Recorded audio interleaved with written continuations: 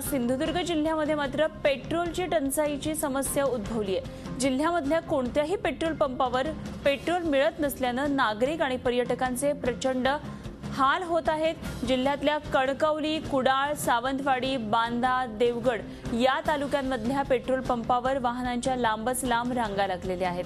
गेल्या 4-5 दिवसांपासून जिल्ह्यामध्ये पेट्रोल कमी प्रमाणामध्ये येत आहे। पेट्रोल टंचाई जिल्ह्यामधल्या नागरिकांसह पर्यटक आणि चाकरमान्यांचे मोठ्या प्रमाणामध्ये हाल होत आहेत। डेपोमधले पेट्रोल संपल्यामुळेच ही टंचाई निर्माण झाल्याची पंप व्यवस्थापनाकडून सांगण्यात आलेलं आहे। आपण बघतोय सिंधुदुर्गमधली ही दृश्य पेट्रोल पंपावर कशा प्रकारे रांगा लागलेल्या आहेत। आमचे प्रतिनिधी विकास गावकर सध्या आपल्या बरोबर आहेत। आपल्याला आणखी सविस्तर माहिती देण्यासाठी विकास, काय नेमकी स्थिती झालेली आहे, का अशा प्रकारे एवढी मोठ्या प्रमाणामध्ये पेट्रोल टंचाई झाली आहे, कसा सगळा परिणाम दिसून येतोय?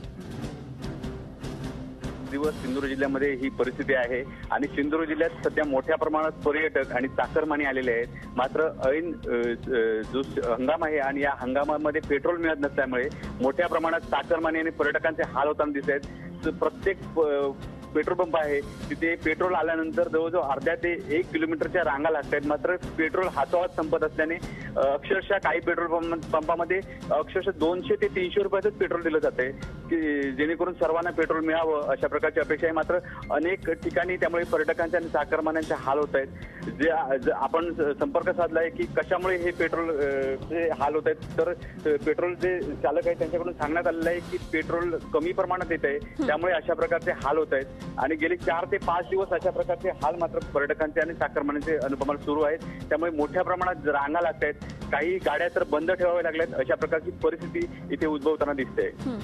अत्यंत खरं तर हे चित्र जे दिसते दृश्य सिंधुदुर्ग मधून ते खरंच खूप काय म्हणूया आपण त्याला खूपच भयानक आहे। कारण एवढ्या मोठ्या रांगा जर पेट्रोल पंपावर लागत असतील तर किती मोठी टंचाई असू शकते।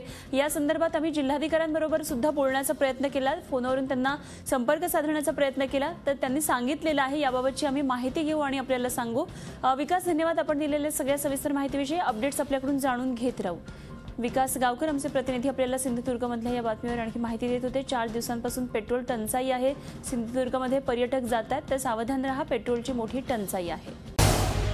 झी 24 तास रहा एक पाऊल पुढे।